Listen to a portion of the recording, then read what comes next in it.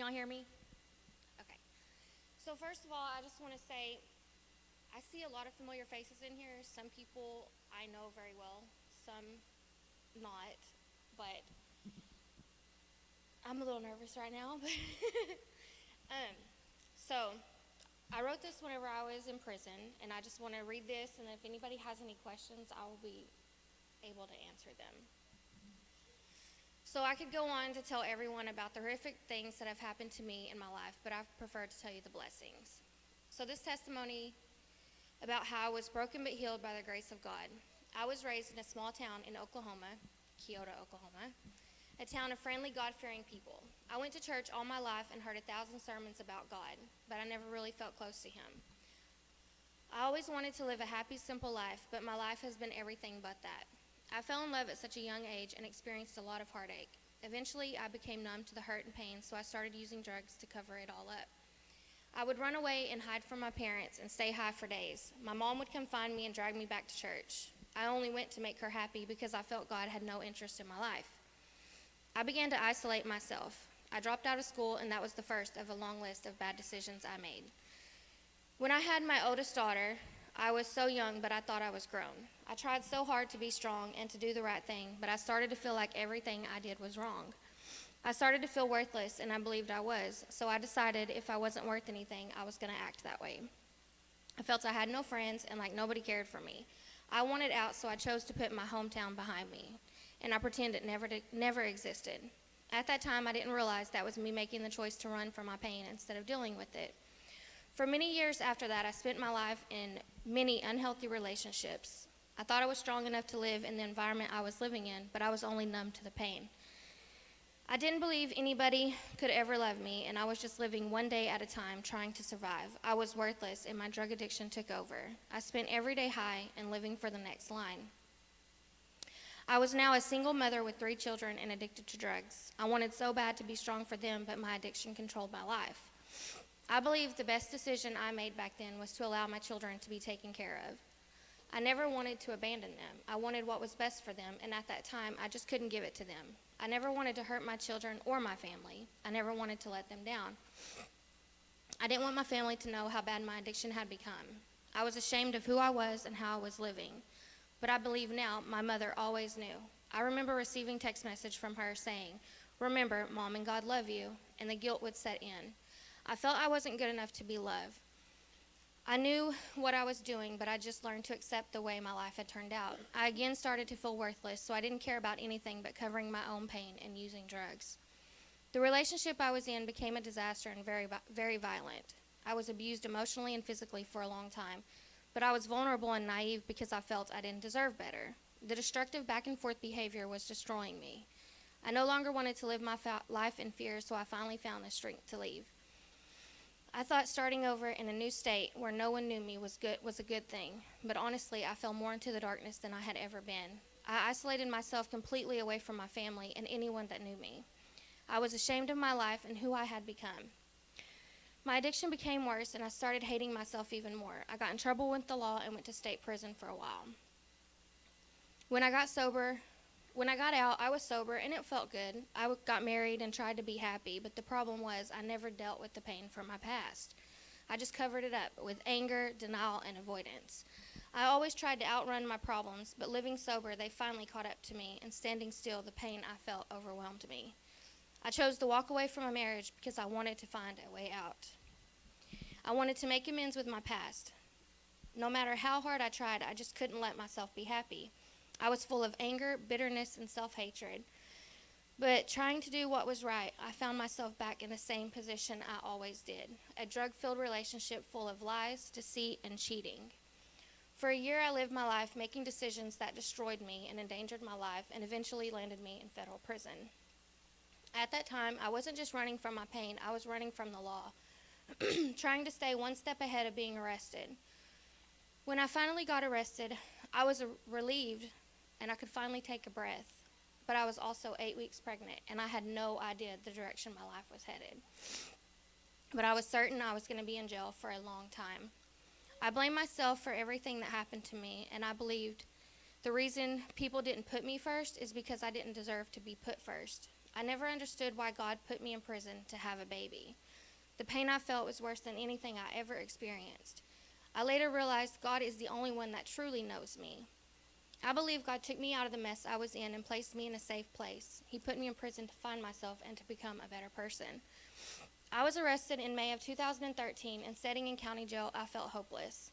I was placed in solitary confinement during my whole pregnancy due to my case. It was a pretty big case, and there was a lot of security risks.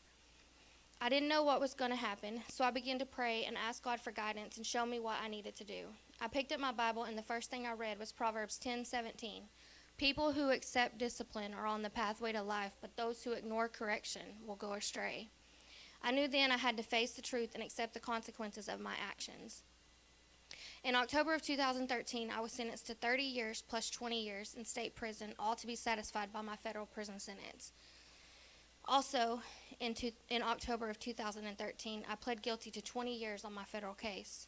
I had not been sentenced to federal yet because the case was still under investigation. I went back to my cell and continued to pray and read my Bible.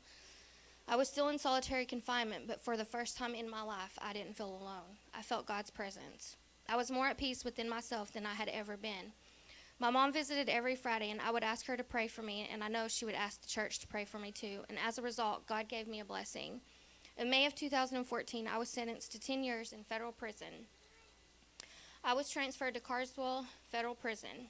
During my incarceration, I received many blessings, but I also faced many trials and hardships. In January 2016, I received a sentence reduction due to a change in the federal law. I was grateful to receive it, but the events that followed really tested my faith.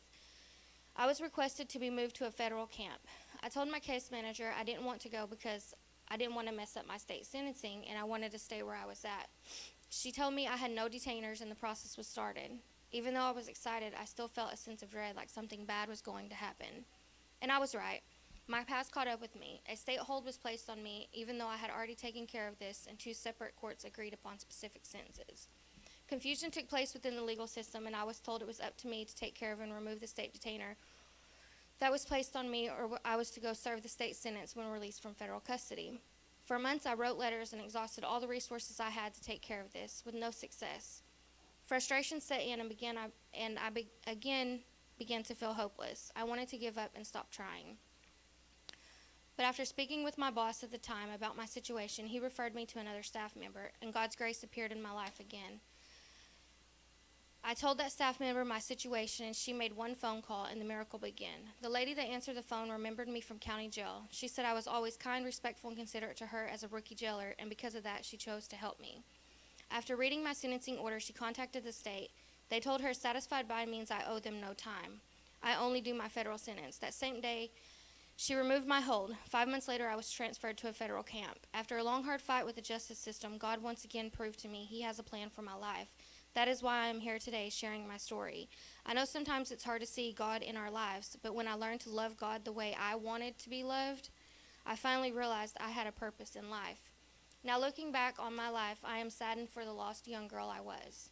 All those years ago, I wish deeply I would have made better choices, but the life I lived made me stronger and more aware of God's hand in my life. There are days I wish I could have my life back, but of course I can't. I can only tell you the truth about my life, no matter how painful it was. But my time in prison has helped heal my heart, mend my scars, and forgive myself while forgiving those who hurt me. I am no longer ashamed of who I used to be. I understand the choices I made and have learned to live with the consequences. I am strong and confident and believe who I am today. I am no longer spiritually stuck. I am a loving child of God. I now realize it is important to know what I have been through to understand who I have become. I pray that my story will bring hope to those around me to understand that even though we don't see God, He is with us through every obstacle of our lives. So, reading that makes me realize it was a little bit vague on my story. So I just want to add some things to that. So my case was a pretty big case out of Sebastian County, Arkansas. And I was sentenced to 10 years in federal prison for 22 pounds of ghost dope. Drugs that they never even caught me with. None of it. It was all what somebody else said that I had. And for me, that was the hardest part, because all of the drugs that I did have that they could have caught me with, they never did. And so it makes you realize how somebody else has your life in their hands. And for me, with my sobriety, the whole time that I was locked up, I learned that you can't get sober and stay sober for anybody else. You can't do it for your children. You can't do it for your parents. You can't do it for a job. You have to make the choice, and you have to want to be sober and to stay sober. And the only person that's going to be there for you is God. You put it in His hands, and He's going to make a way for you no matter what. My scheduled release date was not until August of 2022, but I'm standing here right now telling you guys my story. When I was arrested, I made a vow to myself to do anything necessary to come home to my children. I programmed and I did anything that was going to help me get the time off. Thank you, Trump, for that, because he is the one that changed the federal law. But and standing here today, I still think about how the justice system still has a hold on my life, because I am on paper until 2043. And if I ever get in any trouble again, that's where I'm going to be, is right back in jail for anything. But I'm a little bit unprepared for this, but I don't know. Since I've been home has probably been the biggest struggle for me. Being in prison was the easy part. I wasn't around anybody that I knew. I just had my own schedule. I went about my day-to-day activity, and it was the easy part. When you come home and you get around these people that you know, that you have used drugs with or you sold drugs with, that's where it becomes hard, and that's where you have to remember that the decision that you make has to be made for yourself and not for anybody else. I work at a grocery store in Fort Smith, Arkansas, and that's where I did most of my drugs at, my selling and everything that I was involved in. That's mostly where I was at. Well, I'm an assistant manager at a grocery store, and I had somebody call me one day and say, "You have some people outside of your dumpster loitering." So I go back there to check on them, and this girl stands up and she turns around, and she was just stuffing her mouth full of food. And it was somebody that I used to run with on the streets. And when I seen that sight, it just broke my heart. So the only thing that I could think of to do was just to go buy her some food. And that's what I did. I went straight in there to our bakery, and I bought her some food. And just to see the look on her face made me so happy. Those are the moments that you live for when you're sober, when you can turn around and you can help somebody else that's not sober, somebody that you know has been where you're at. You know, I can tell you all the horrific things, but I just feel like for me and my testimony, the horrific things is not what done it for me. It's the blessings that God gave me and how He helped me through my struggle. So, I don't know. I guess I really don't have much else to say.